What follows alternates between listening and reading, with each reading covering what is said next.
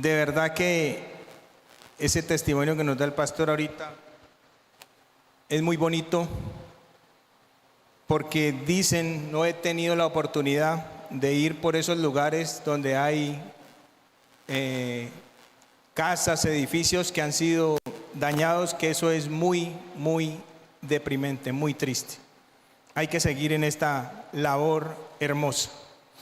Bueno, gracias a Dios por esta oportunidad nuevamente de estar aquí y poder compartir con los hermanos y hablar de su palabra. Ya el pastor oró, pero quiero una pequeña oración nuevamente por lo que vamos a predicar. Padre Celestial, te damos gracias por este día, gracias por tu misericordia. Nos presentamos delante de ti, Señor, para pedir tu perdón, tu bendición y tu misericordia. Señor, abre nuestra mente, nuestro entendimiento a tu palabra. Te lo suplicamos en el nombre de Jesús. Amén y amén. Gloria a Dios. Gracias, hermano. Bueno, tengo un punto interesante pero complicado. Un punto interesante pero complicado de explicar.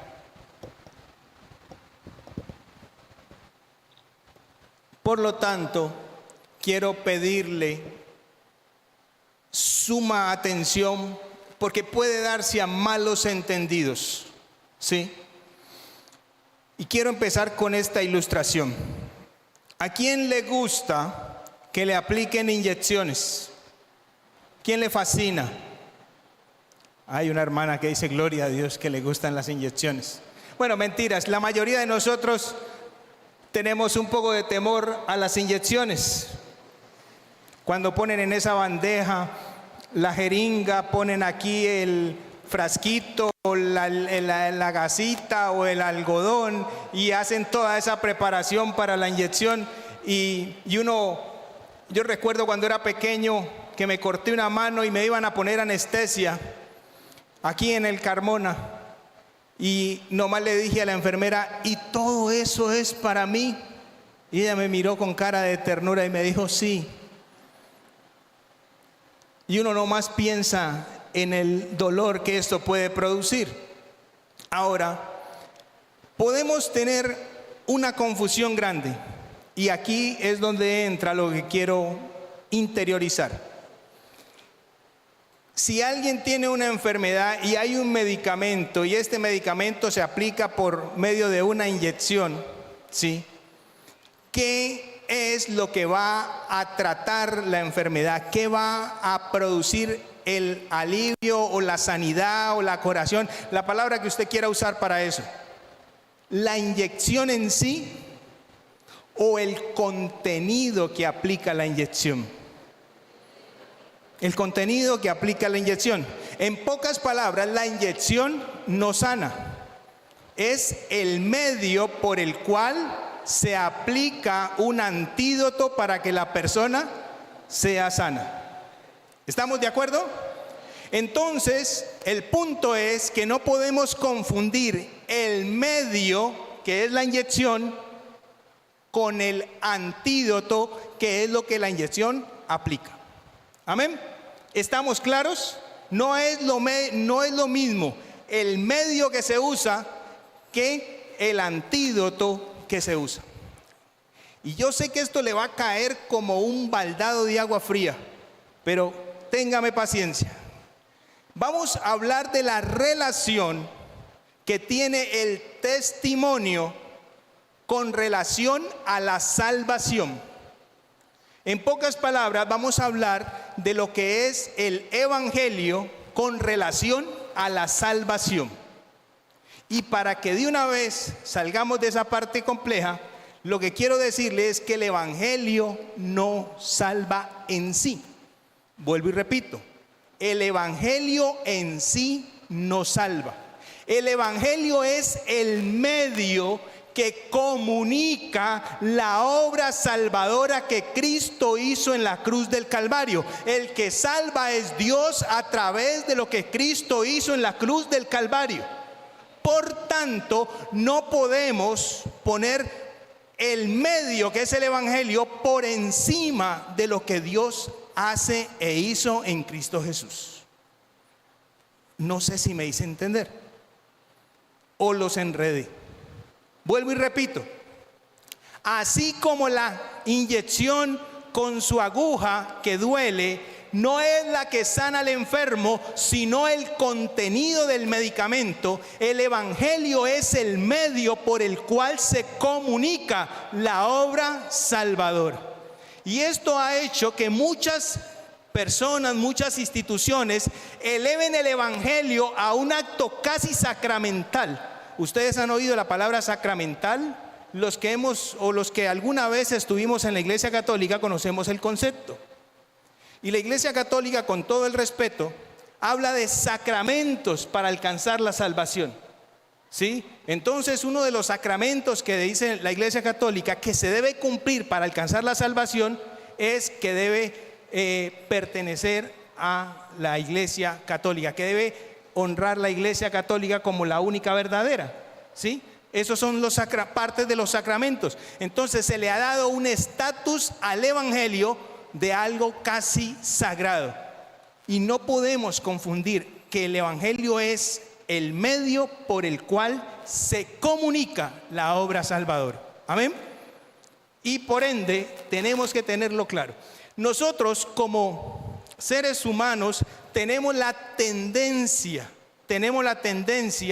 a poner o a enfocarnos en las cosas periféricas y nos olvidamos de los propósitos. Hace 8 días hablábamos de los milagros con relación al testimonio y decíamos que los milagros no son el evangelio de Jesucristo.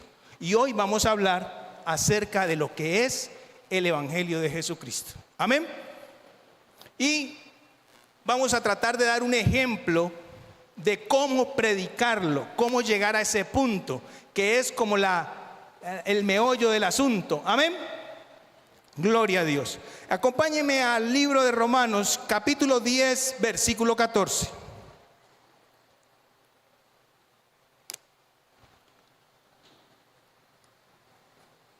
Romanos capítulo 10, versículo 14.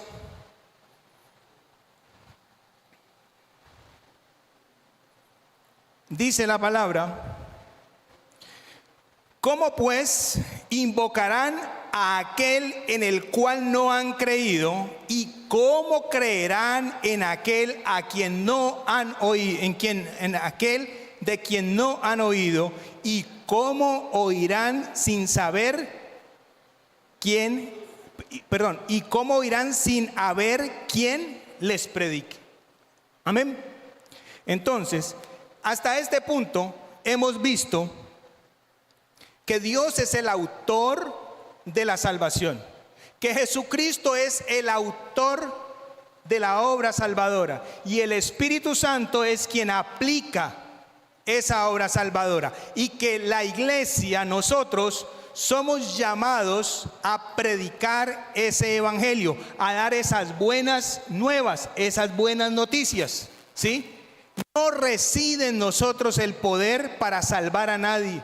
No somos sino miembros del cuerpo de Cristo, instrumentos en sus manos para comunicar el evangelio. Y todos, hermanos, todos debemos capacitarnos en esa tarea. Estamos llamados a hacer eso. No es si quiero, si puedo. Es nuestro deber. Si nosotros le pedimos a Dios su protección, su misericordia, todas sus bendiciones las queremos tener, Él demanda de nosotros fidelidad, demanda que estemos atentos a sus necesidades.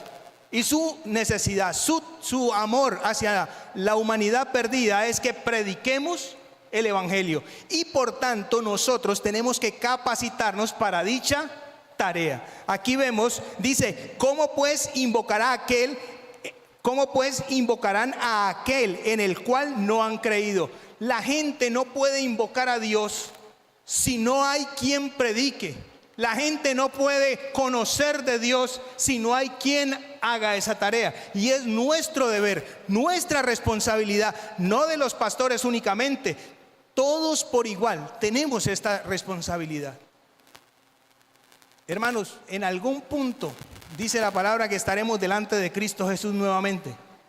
Y Él estará ahí para pedirnos cuentas de lo que hicimos con lo que Dios nos dio aquí en la tierra, de los dones, talentos y todo lo que tenemos. Eso es algo que no podemos evitar. Entonces es el tiempo de hacer la obra de Dios. Amén. Entonces, entendiendo que la salvación le pertenece a Dios desde la elección hasta la glorificación, entonces nuestro deber, nuestra competencia es predicar el evangelio. ¿Por qué? Porque fue el medio, la forma en que Dios determinó que la gente podía conocer la obra maravillosa de Cristo Jesús para salvación. Vamos a leer primera carta a los Corintios, capítulo 1, versículo 21. Primera carta a los Corintios, capítulo 1, versículo 21.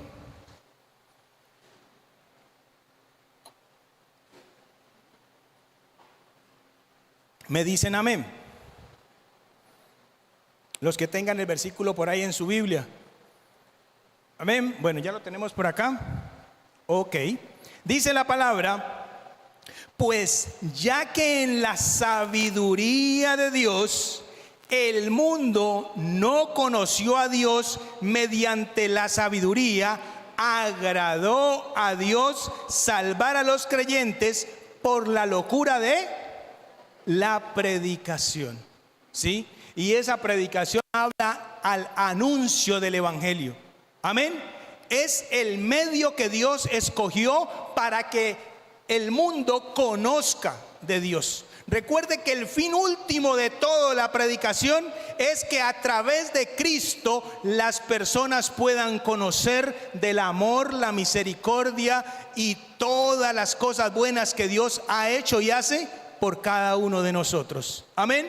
En pocas palabras, el evangelio es tanto el contenido de la verdad que Dios revela, pero también es el medio por el cual la gente va a conocer o va a poder acercarse a Dios. Amén. Entonces, ese es el punto que tenemos que empezar a comprender en la predicación del evangelio. El evangelio es el medio por el cual Dios llama al pecador. Amén. Gloria a Dios. Entonces, repasando, podemos decir que el Padre es el que inicia el proceso, lo ejecuta el Hijo, y el Espíritu Santo a través de la iglesia hace el llamado para que las personas se arrepientan y tengan fe. Ese es el propósito del evangelio. Segunda de Timoteo, capítulo 1, versículo 9, para reforzar lo que acabamos de decir. Segunda de Timoteo, capítulo 1, versículo 9.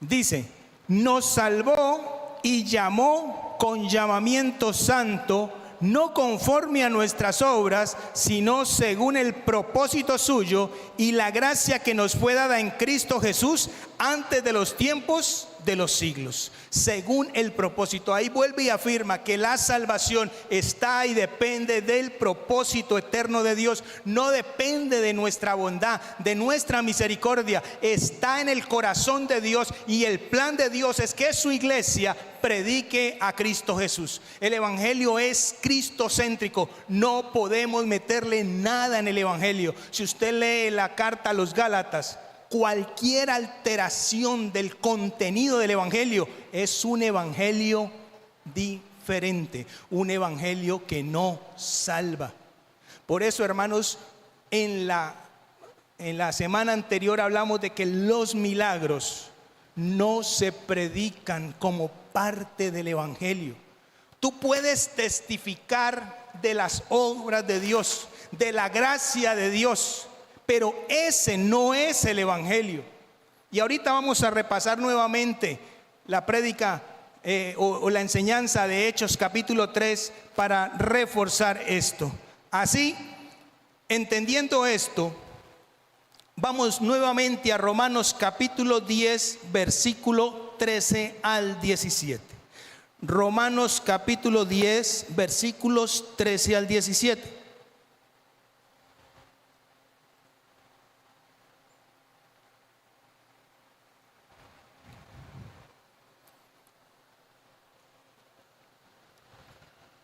Gloria a Dios. Dice la palabra: porque todo aquel que invocar el nombre del Señor, ¿qué? Será salvo. ¿Cómo pues invocarán a aquel en el cual no han creído? ¿Y cómo creerán en aquel de quien no se ha oído?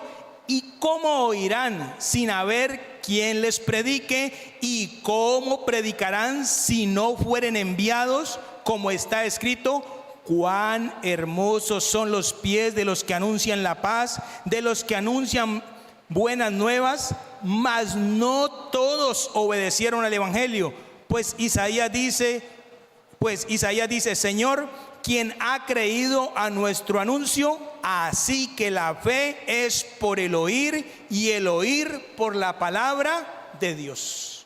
Aquí hay un planteamiento de ese proceso. Primero, el pecador necesita invocar a Dios. Segundo, para invocar deben creer, y para poder creer deben oír el evangelio, y para poder oír necesitan un predicador, alguien que anuncie la palabra, y para que exista un predicador tiene que ser enviado por Dios, y Dios nos ha enviado a todos a predicar la palabra del Señor. Ese es el patrón, hermanos, el medio estipulado por Dios para que la gente conozca el evangelio, o la salvación es el evangelio, perdón. Pero el evangelio tiene el contenido y es el medio que se tiene que anunciar, que se tiene que predicar. ¿Y cómo cree la gente? Pues cuando alguien le anuncia el evangelio de Jesucristo. Amén. Y dice: así que la fe es por el oír, y el oír por la palabra de Dios. La gente va a tener fe por la palabra de Dios, por lo que escuche de la palabra de Dios. Eso es lo que hace que la gente confíe en Dios. No es una confianza cualquiera, es que la palabra va a llevar a las personas a depositar su confianza en Dios, a creer en Dios, a ver que es real, a sentir su presencia. Ese es el propósito de la palabra, ese es el propósito de predicar, que la gente se arrepienta y tenga fe. Recordemos que el concepto de arrepentimiento en el contexto bíblico no es el de un simple remordimiento. El contexto, ahí es donde aplica el estudio de las palabras en el original. Y en el original estas palabras, ¿qué quieren decir? Arrepentirse dice de volver su mirada a Dios, cambiar el rumbo de su camino y volverse a Él. Entonces, ¿qué estamos diciendo? Que cuando se predica de la palabra, la gente ve su condición, mira su estado por la obra del Espíritu Santo, tiene fe en Dios y vuelve a Él en confianza, y se produce el milagro de la salvación. No es un milagro el que va a salvar las personas, no es un milagro el que tenemos que predicar. Y ahorita, con la ayuda de Dios, quiero que retomemos nuevamente Hechos capítulo 3 y revisemos esto que hablamos la semana anterior. Entonces, por eso la palabra de Dios en Romanos capítulo 1, acompáñeme, Romanos capítulo 1, versículo 16.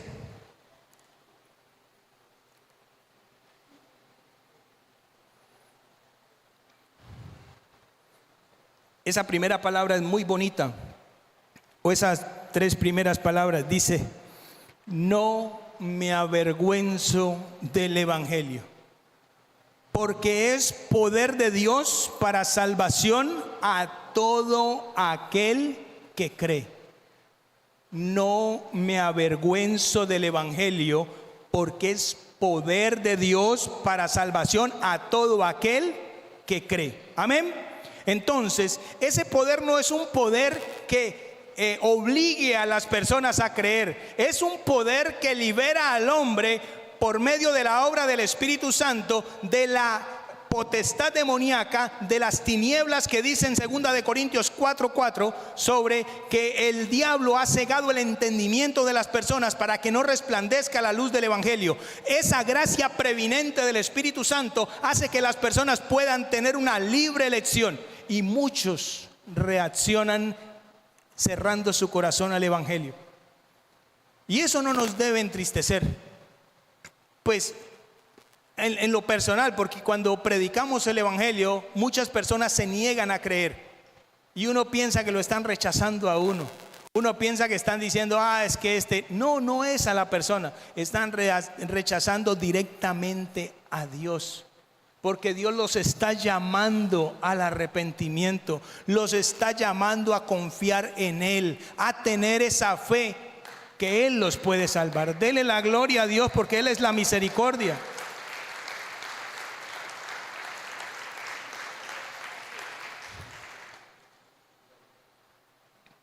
Ahora, hablando ya del contenido del evangelio, ¿qué es el evangelio? ¿O qué compone, qué temas son el evangelio?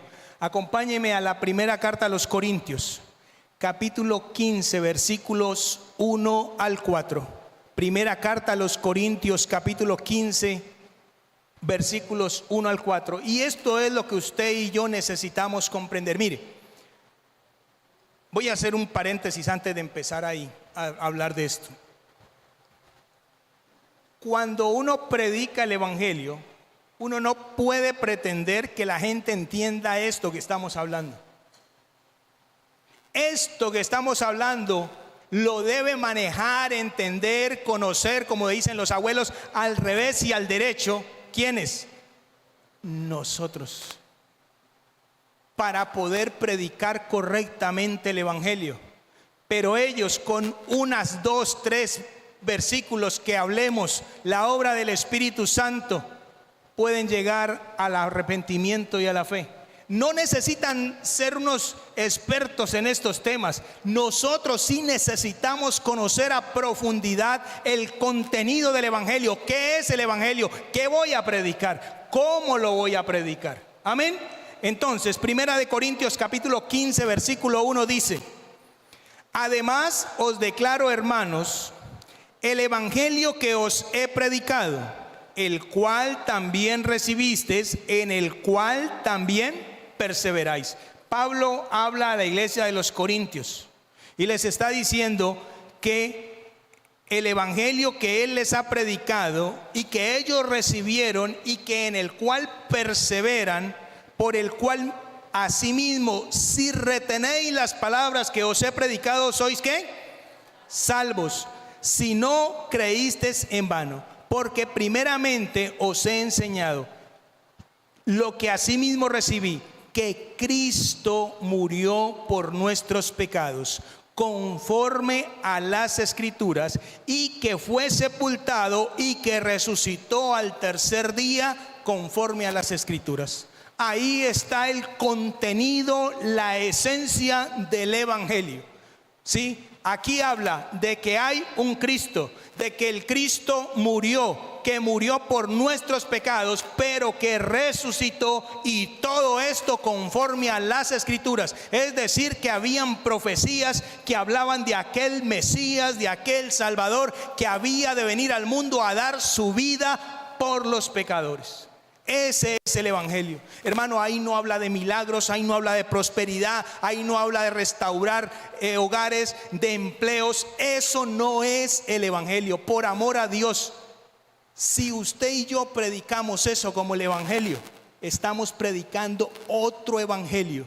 Y lo invito para que lea Carta a los Gálatas y verá las consecuencias que tienen aquellos que predican un evangelio diferente del que Cristo Jesús vino a entregar en la cruz del Calvario. Esto no es porque a mí no me agrada cómo predica el hermano Francisco. Yo sigo predicando como yo he hecho toda mi vida. Hermano, es su decisión.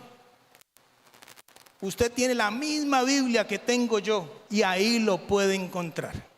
Es más, si a usted le gusta, me invita y me dice vamos a mi casa, usted pone el café, yo llevo un pan bien rico y compartimos y estudiamos esos temas. Pero yo no lo digo con pedancia ni con orgullo, es lo que yo veo en la palabra de Dios. Ahí está, hermanos. Usted lo puede leer, yo lo puedo leer, lo podemos ver entre todos. No estoy inventando un evangelio. Ese es el evangelio que predicaban los apóstoles. Y si usted lee la carta, el libro de los Hechos, usted verá que esa es la secuencia que ellos usaban: predicar a Cristo crucificado y resucitado. No predicaban milagros, no hacían ofertas. Los milagros se daban en medio de la predicación. Acompáñeme para que mire qué oraban los apóstoles y después seguimos con este tema. Hechos capítulo 4. Hechos capítulo 4, versículos 29 y 30.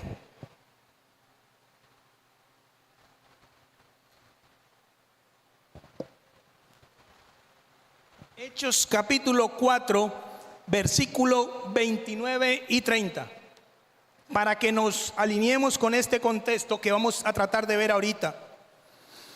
Aquí estaban orando los apóstoles luego de que habían sido encarcelados por predicar a Cristo. Y mire lo que ellos pidieron. Dice: y ahora, Señor, mira sus amenazas. A ellos los habían amenazado y les dijeron: no prediquen a Cristo. Le decían a los apóstoles, pero ellos predicaban era a Cristo Jesús resucitado. Y decía: y ahora, Señor, mira sus amenazas y concede a tus siervos que con todo denuedo hablen la palabra. Eso es lo que nosotros necesitamos pedir en nuestras oraciones: que hablemos con denuedo, con gracia, la palabra de Dios. Amén. Y mire el versículo 30. Y mientras extiendes tu mano para que se hagan sanidades y señales y prodigios mediante el nombre de tu santo Hijo Jesús. Una cosa es el evangelio y otra cosa son los milagros, que se definen como señales. Y las señales apuntan a algo, y este algo es Cristo Jesús crucificado como el Cristo. Los milagros certifican a Jesús como el Mesías Salvador. Y este es, como según vemos en Primera de Corintios, lo que Pablo les predicó a la iglesia de los Corintios: a un Cristo crucificado que murió por nuestros pecados. Y esto es el evangelio, hermanos. Es esa obra grandiosa, maravillosa que Dios hizo en la cruz del Calvario. ¿Y por qué Cristo tenía que morir? Porque la palabra de Dios tiene que cumplirse, y Él había determinado o ha determinado que la paga del pecado es muerte, y Él no puede violar su palabra. Por tanto, tuvo que enviar en ese plan de salvación a su Hijo para que diera su vida en la cruz del Calvario, y nuestros pecados, la culpa de nuestros pecados, recayesen sobre Cristo Jesús, y de esta manera su justicia, la justicia de Cristo, nos fuese imputada a nosotros, y por tanto poder ser salvos por la gracia de Dios. Esa es la obra salvadora. ¿Sí? Entonces, el evangelio habla de un Cristo que tuvo que dar su vida en la cruz del Calvario, que dio su vida por nuestros pecados para que pudiéramos ser salvos. Pero este Salvador resucitó, siendo Él la resurrección, la aprobación de Dios, la victoria sobre la muerte y sobre el pecado, para que todos nosotros pudiéramos tener vida eterna. Ese es el evangelio. Ahora, la pregunta interesante es: ¿cómo lo predico? ¿Cómo lo predico? Vámonos al mismo capítulo de de Hechos que estamos leyendo. Pero vámonos al versículo 3 y ya casi terminamos. Sé que hemos estado bastante tiempo, pero ya casi terminamos. Hechos capítulo 3. El contexto de Hechos: Pedro y Juan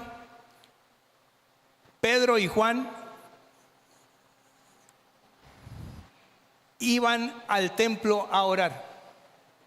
Y en ese trasegar de ir a orar, siempre les pasaba algo, y es lo que inicia esto que vamos a leer. Dice así: Pedro y Juan juntos al templo capítulo 3, versículo 1. Hechos capítulo 3, versículo 1. Pedro y Juan subían juntos al templo a la hora novena de la oración. Y era traído un hombre cojo de nacimiento, a quien ponían cada día a la puerta del templo, que se llamaba La Hermosa, para que pudiese limosna de los que entraban en el templo. Cuando vio a Pedro y a Juan que iban a entrar en el templo, les rogaba que le diesen limosna. Pedro, con Juan fijando los ojos en él, le dijo: míranos. Entonces él les estuvo atento, esperando recibir de ellos algo. Mas Pedro dijo: no tengo plata ni oro, pero lo que tengo te doy. En el nombre de Jesucristo de Nazaret, levántate y anda. Y tomándole por la mano derecha, le levantó, y al momento se le afirmaron los pies y los tobillos, y saltando se puso en pie y anduvo y entró con ellos en el templo, andando y saltando y alabando a Dios. Y todo el pueblo le vio andar y alabar a Dios, y le reconocían que era el que se sentaba a pedir limosna a la puerta del templo La Hermosa, y se llenaron de asombro y espanto por lo que había sucedido. Hasta ahí vemos que Dios hace un gran milagro en el nombre de Cristo Jesús a través de los apóstoles. Primer punto: nunca ellos ofrecieron un milagro para que la gente crea en Cristo. No lo vemos ahí. El hecho se da. Por eso hablo, los milagros no se predican, estos se dan antes, en medio o después de la predicación del evangelio. Y recordemos la petición que hizo Pedro y Juan en la oración de este mismo hecho: que mientras se predique, Dios manifieste señales, milagros y prodigios. Amén. Ok, ahora, ¿cuál fue la reacción? Versículo 11. Y teniendo asidos a Pedro y a Juan el cojo que había sido sanado, todo el pueblo atónito concurrió a ellos al pórtico que se llamaba Salomón. ¿Qué hizo el milagro? Llamó la atención de la gente. Ellos vieron algo espectacular. Conocían a esta persona enferma por años y lo habían visto sano. Se asombraron y corrieron a ver qué era lo que pasaba, quién era que había hecho esto. El milagro atrajo la atención. Es una señal, recuerden, señales, milagros y prodigios. Y estas señales apuntan ¿a quién? A Cristo Jesús. Entonces, versículo 12. Viendo esto, Pedro respondió al pueblo: varones israelitas, ¿por qué os maravilláis de esto? ¿O por qué ponéis los ojos en nosotros como si por nuestro poder o piedad hubiésemos hecho andar a este? Hermanos, aquí de entrada, como vimos hace 8 días, ningún hombre tiene poder para hacer milagros. Es Dios actuando en el nombre de Jesús cuando un cristiano ora o actúa con fe, que Dios glorifica a su Hijo para que crean que es el Cristo. Es muy importante tener eso. Ay, hermano, es que yo oré y alguien se sanó. Dele la gloria a Dios, porque Dios lo usó en este momento a usted, y quizás no lo vuelva a usar nunca más. No podemos apropiarnos de la gloria de Dios, ¿sí? Entonces Pedro deja claro eso, versículo 13, y empieza a hacer aquí del versículo 13 hasta el capítulo 4, versículo 4, desarrolla el evangelio, se desarrolla el mensaje del evangelio. Y vemos, en pocas palabras, lo voy a decir de una vez: esas verdades que contiene el evangelio se pueden predicar usando doctrinas bíblicas, pero no toda doctrina bíblica es evangelio. El evangelio es parte de la doctrina, y doctrinas son enseñanzas bíblicas reales, pero no toda doctrina es evangelio. El evangelio es un mensaje objetivo, puntual y claro. Hay muchas doctrinas. Por ejemplo, una de las doctrinas de las asambleas de Dios. ¿Cuál es una de nuestras verdades bíblicas? Más bien, digamos, ¿cuál es una de nuestras verdades bíblicas? A ver, los estudiantes. Sandrita, duro, duro, Sandrita. La Biblia es la palabra de Dios. Esa es una de nuestras verdades porque la encontramos aquí. No nos la inventamos como Asamblea de Dios. Es algo que encontramos aquí y creemos que la Biblia es la palabra de Dios, que es inspirada por el Espíritu Santo. Si yo predico solo esa verdad en la calle tratando de evangelizar, no estoy evangelizando. Estoy enseñando doctrina. Yo tengo que hablar de Cristo, por qué murió, por qué la gente tiene que creer en Cristo. ¿Sí? Ese es el evangelio. Yo puedo utilizar una verdad bíblica para llegar a la conclusión o presentar el evangelio. Vamos a verlo aquí. Versículo 13. Mire lo que empieza a decir Pedro. El Dios de Abraham, de Isaac, de Jacob, el Dios de nuestros padres, ha glorificado a su Hijo Jesús, a quien vosotros entregasteis y negasteis delante de Pilato, cuanto éste había resuelto ponerle en libertad. Mas vosotros negasteis al santo y al justo, y pedisteis que se os diese un homicida, y matasteis al autor de la vida, a quien Dios ha resucitado de entre los muertos, de lo cual nosotros somos testigos. Pedro está hablando de la muerte del Cristo, de la causa de la muerte, fue negado, y de la resurrección del Cristo. Eso es predicar el evangelio. Y empieza él a desarrollar ese contenido, y usted lo ve todo en el capítulo, lo que termina el capítulo 3. ¿Y en qué termina esto? Capítulo 4, versículo 1 en adelante. Capítulo 4, versículo 1 en adelante. ¿En qué termina esto? Después de que él empieza a predicar, Pedro empieza a hablar de Cristo, de su muerte, de la causa de la resurrección, finaliza con esto. Capítulo 4, versículo 1. Esto es continuación del capítulo anterior. Hablando ellos al pueblo, quienes los apóstoles estaban predicando, vinieron sobre ellos quienes, los sacerdotes, con el jefe de la guardia del templo y los saduceos. Versículo 2. Resentidos de que enseñasen al pueblo y anunciasen en Jesús la resurrección de los muertos. Y les echaron mano y los pusieron en la cárcel hasta el día siguiente, porque era ya tarde. Versículo 4. Mire lo que pasó aquí. Pero muchos de los que habían oído la palabra creyeron, y el número de los varones, y el número era como de 5,000.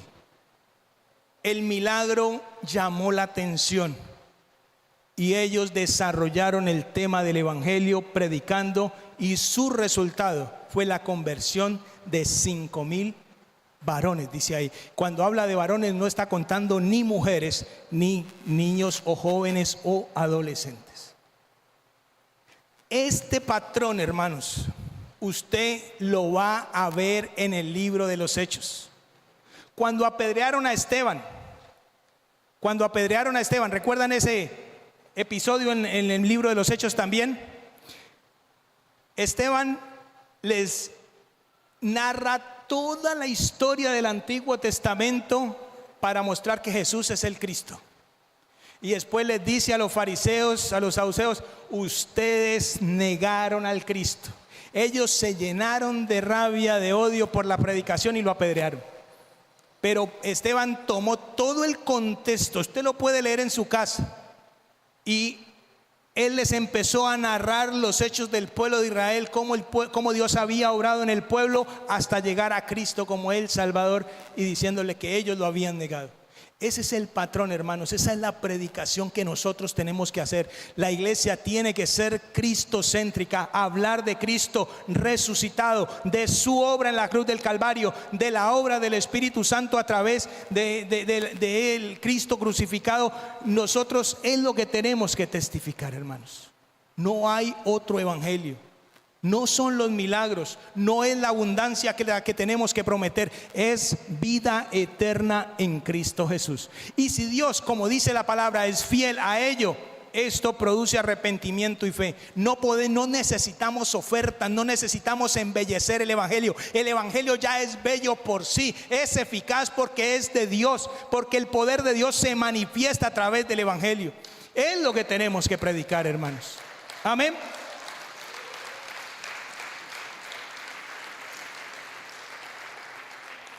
Ahora, gloria a Dios. Ahora, alrededor de la salvación se dan varios eventos. La salvación no es vacía. No es algo, ay, ya es salvo y usted no sabe si es salvo o no. Hay cosas que pasan en el interior de una persona. Y si Dios lo permite, en las próximas enseñanzas que podamos tener, vamos a ir viendo esos efectos. La salvación tiene que ver con nuevo nacimiento, con justificación, tiene que ver con adopción, tiene que ver con santificación, con glorificación y todo eso. Pero esto es algo que tenemos que conocer como creyentes. Predicar a Cristo no requiere llegar a dar un discurso teológico en la calle con palabras que casi la gente no entiende. Sí, eso es lo que tenemos que empezar a ahondar. Cierre sus ojos, hermanos, y vamos a orar. Padre celestial, te damos gracias por este día. Gracias